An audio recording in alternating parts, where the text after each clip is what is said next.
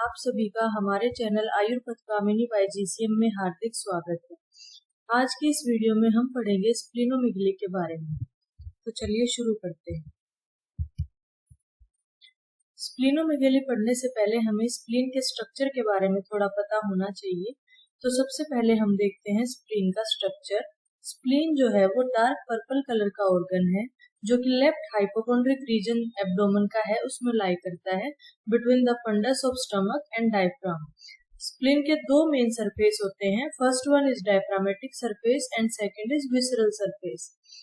Spleen में एक outer coat of peritoneum होता है जो कि फर्मली एडहेरेंट होता है to the internal fibroelastic coat और splenic capsule that dips into the organ forming trabeculae. More precisely अगर हम देखें, जो स्प्लीन है वो लोकेटेड होता है posterior to the stomach and anterior to the left hemidiaphragm at the level of ribs 9 to 10। Medial to the spleen left kidney होती है, सुपीरियर में diaphragm, while inferior it rests directly on the left colic flexure, that is splenic flexure. Although the spleen can descend as far as the pubic symphysis as seen in mantle cell lymphoma, it normally does not move beyond the left rib arch and so is unavailable for palpation in healthy individuals. तो यहाँ पे आपको spleen का structure भी दिखाई दे रहा होगा। इस डायग्राम में जो स्प्लीन है वो कहाँ पे लाई कर रहा है, लेफ्ट हाइपोकोंड्रिक रीजन में लाई कर रहा है। यहाँ पे स्प्लीन की ब्लड सप्लाई दिखाई गई है, यहाँ पे ट्रेबेकुले है, ये कैप्सूल है स्प्लीन का। नेक्स्ट हम देखते हैं anatomy of the spleen. Spleen purple fish size का ऑर्गन होता है। It is wrapped by a fibroelastic capsule which allows the spleen to significantly increase its size when necessary. Spleen is an intraperitoneal organ, so all of its surfaces are covered with visceral peritoneum. Only the hilum of the spleen, the side through which the splenic artery and the vein pass, is peritoneum free. Next है cross sectional anatomy of the spleen. Spleen जो है largest lymphatic organ है body में and is part of lymphatic and blood system. It filter blood in a similar way to how lymph node filter the lymph. Spleen has a spongy interior called splenic pulp, and the splenic pulp is divided into two parts or is of two parts types, that is red pulp and white pulp. The red pulp is 76 to 79% and second is white pulp.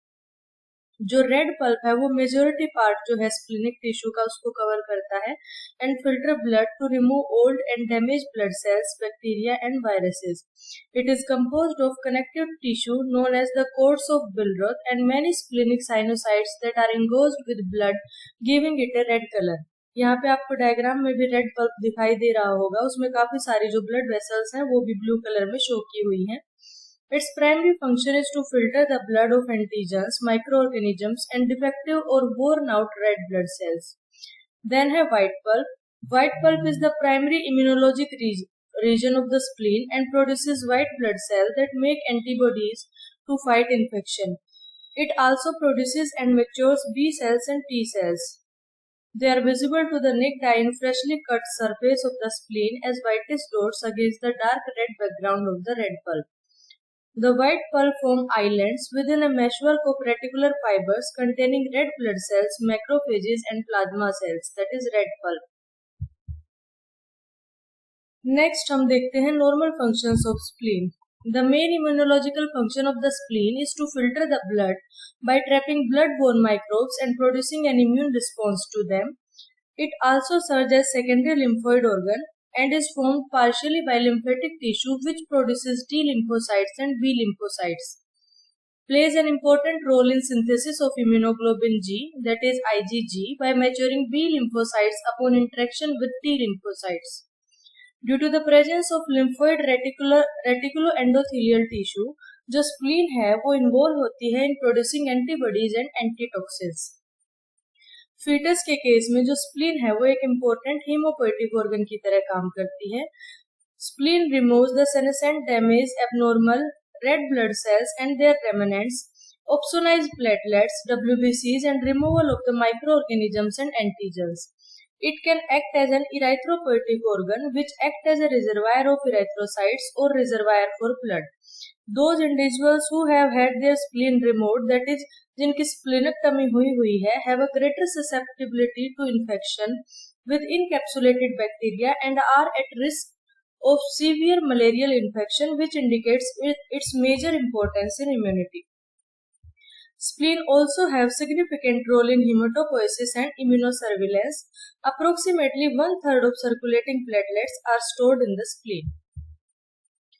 Next हमने जो topic पढ़ना था वो था स्प्लीनोमेगैली। तो स्प्लीनोमेगैली किसे कहते हैं? Splenomegaly is defined as enlargement of the spleen measured by weight और साइज, यानी कि वेट के केस में भी हम देख सकते हैं और स्प्लीन का साइज यानी कि लेंथ भी मेजर करके हम स्प्लीनोमेगैली को डिफाइन कर सकते हैं। यहाँ पे डायग्राम में आपको नॉर्मल स्प्लीन और एनलार्ज्ड यानी कि स्प्लीनोमेगैली दोनों शो करी गई है। नेक्स्ट है normal and enlarged size and weight of the spleen. The size and weight of the spleen vary कर सकता है and correlate with weight, height and sex of an individuals, with larger spleen size seen in men compared to women and in heavier or taller individuals. A normally sized spleen measures up to 12 cm in craniocaudal length. अगर 12 centimetre तक spleen की length है तो वो normal है। अगर जो length है वो 12 to 20 सेंटीमीटर है, it means it is splenomegaly. And length अगर 20 सेंटीमीटर से भी ज्यादा है then it means it is definitive for massive splenomegaly. अगर हम वेट की बात करें तो स्प्लीन का नॉर्मल वेट एडल्ट पर्सन में 70 to 200 ग्राम तक हो सकता है। अगर जो स्प्लीन का वेट है वो 400 ग्राम to 500 ग्राम है देन इट इंडिकेट्स स्प्लीनोमेगैली। और अगर स्प्लीन का वेट 1000 ग्राम से भी ज्यादा है it is definitive of massive स्प्लीनोमेगैली। Normal size spleen usually palpable नहीं होती है एडल्ट के केस में, हाउएवर कुछ कंडीशंस में पाल्पेबल हो सकती है due to variation in the body habitus and chest wall anatomy. अब हम देखते हैं स्प्लीनोमेगैली के क्या क्या कारण हो सकते हैं। There are several potential causes for splenomegaly. First and most important is liver disease, that is liver cirrhosis और hepatitis. Parenchymal liver disease can cause increased vascular pressure leading to an increased size of the spleen. Next है hematological malignancies like lymphomas, leukemias और myeloproliferative disorders. इन conditions में भी neoplastic cell cause करती है infiltration of the spleen जिसकी वजह से स्प्लीनोमेगैली हो जाता है। नेक्स्ट है venous thrombosis, that is portal और hepatic vein thrombosis. इसकी वजह से vascular pressure बढ़ जाएगा जिसकी वजह से स्प्लीनोमेगैली हो जाएगी। नेक्स्ट है splenic congestion, venous thrombosis, portal hypertension और कंजेस्टिव हार्ट फेलियर की कंडीशन में। नेक्स्ट है cytopenias, auto immune haemolytic anaemia, immune mediated neutropenia और Felty syndrome. Immune mediated destruction of the RBC, WBC और platelet lead to functional splenomegaly. Next one is splenic sequestration, ये किन condition में होता है? पीडियाट्रिक सिकल सेल डिजीज और haemolytic anaemias और thalassaemias की कंडीशन में मोस्टली देखा जाता है। एक्यूट और chronic infection, bacterial endocarditis, infectious mononucleosis, HIV, malaria, tuberculosis, histiocytosis और एप्सिस की कंडीशन में। कनेक्टिव टिश्यू डिजीज हो सकता है कोई भी like SLE, RA, adult onset Still disease and some familial auto inflammatory syndromes. Infiltrative disorders हो सकता है like sarcoidosis, amyloidosis, glycogen storage disease. कोई focal lesions like in haemangiomas, abscess, cyst और मेटास्टेसिस। अब इनके पीछे क्या मैकेनिज्म है? The mechanism underlying splenic enlargement varies based on etiology. In case of acute infectious illness, spleen perform increased work in clearing antigens and producing antibodies and increases the number of reticuloendothelial cells contained within the spleen. These increased immune functions may result in splenic hyperplasia. In case of liver disease or congestion, underlying pathophysiology क्या रहेगी? Underlying illness cause increased venous pressure जिसकी वजह से congestive splenomegaly होगा। Next है extra medullary haematopoiesis exhibited in myeloproliferative disorders can lead to splenic enlargement like in infiltrative, इसको हम क्या कहेंगे? Infiltrative splenomegaly. Epidemiology, splenomegaly relatively common है इंडिया में with a higher prevalence in children and adolescents. Most common cause इसकी infection हो सकती है like in malaria and tuberculosis, कोई हेमेटोलॉजिकल डिसऑर्डर हो सकता है such as thalassaemia and sickle cell anaemia and liver disease. It is more frequently observed in younger age groups, particularly in children under 3 years of age. The prevalence varies across different regions, reflecting the varying prevalence of underlying disease. Pathophysiology, जैसा कि हम जो है etiology में पढ़ के आ चुके हैं, हमें क्लियर है क्या क्या मैकेनिज्म इसकी पैथोफिजियोलॉजी के हैं. कंजस्टिव कैसे होगा? बाय पूल्ड ब्लड, जिससे पोर्टल हाइपरटेंशन हो सकता है. Infiltrative by invasion by cells foreign to the splenic environment, example metastasis, myeloid neoplasms, lipid storage disease, etc. Immune by an increase in immunological activity and subsequent hyperplasia, example endocarditis, sarcoidosis, rheumatoid arthritis. Neoplastic, when resident immune cell originate a neoplasm, that is lymphoma. अब types की बात करते हैं. स्प्लीनोमेगैली के types क्या हो सकते हैं? माइल्ड, मॉडरेट और सीवियर, 3 कैटेगरीज हो सकती हैं. एक्यूट स्प्लीनोमेगैली, हिपेटोस्प्लीनोमेगैली यानी कि लीवर की एनलार्जमेंट भी साथ में है. हिपेटोस्प्लीनोमेगैली विद लिम्फेडिनोपैथी, लिम्फेडिनोपैथी भी वहां पे अगर साथ में है. नेक्स्ट है splenomegaly with pallor and icterus and splenomegaly with petechiae and ecchymosis. Sign and symptoms क्या होंगे? एब्डोमिनल डिस्कम्फर्ट होगा पेशेंट को. अपर जो लेफ्ट अपर एब्डोमेन है वहां पे पेन होगा क्योंकि स्प्लीन की लोकेशन वहां पे होती है. रेफर्ड पेन होगा शोल्डर में. Abdominal bloating, distended abdomen, anorexia and underlying illness के सिम्टम, यानी कि जो भी डिजीज इसका कोज होगा स्प्लीनोमेगैली का, साथ में हमें उस डिजीज के सिम्टम मिलेंगे. लाइक अगर मेलिग्नेंट इलनेस है तो पेशेंट को weakness, weight loss, night sweats मिलेंगे. अगर एक्यूट इन्फेक्शन है then fever, राइकस, generalise मलेज, focal infection symptoms मिलेंगे. Next anaemia. अगर एनीमिया होगा तो लाइट हेडेडनेस, डिस्निया और एक्जर्शन होगा पेशेंट को. हीमोलाइटिक डिजीज की कंडीशन में ईजी, ब्रूइजिंग, ब्लीडिंग, पेटेचिंग. अब हम फिजिकल एग्जामिनेशन कैसे करेंगे स्प्लीन का, ये देखते हैं. सबसे पहले फिजिकल एग्जामिनेशन के लिए पेशेंट को सुपाइन पोजीशन में लेटाना है. राइट लेटरल डेक्यूबिटस पोजीशन में with neck, hips and knees are flexed. इस पोजीशन का कारण क्या है कि इसकी वजह से जो एब्डोमिनल वाल मस्कुलेचर है वो रिलैक्स हो जाएगा और स्प्लीन जो है वो रोटेट करेगी more anteriorly. Light finger tip pressure apply करना है below the left costal margin during deep inspiration.